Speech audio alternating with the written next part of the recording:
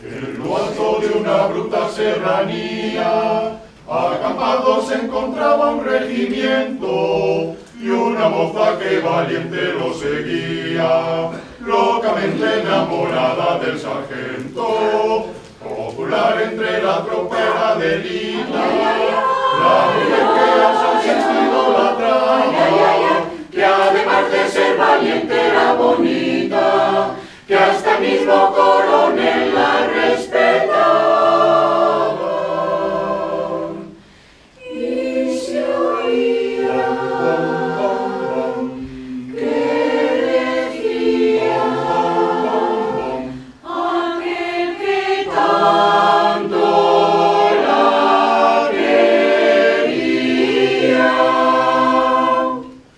Bom, bom, bom, bom, bom, bom, bom, bom, bom, bom. Y si Adelita se fuera con otro, la seguiría por tierra y por mar. Si por mar en un buque de guerra, y si por tierra en un tren militar.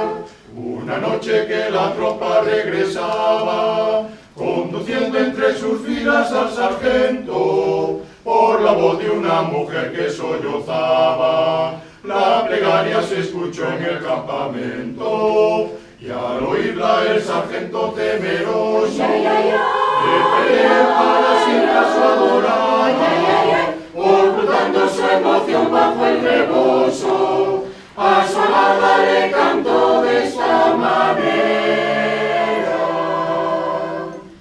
Y se oía que decía aquel que tanto la quería. Y si acaso yo duermo en campaña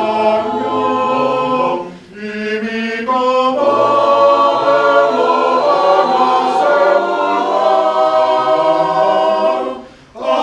Adelita, por Dios te lo ruego, que con tus ojos me vayas a llorar.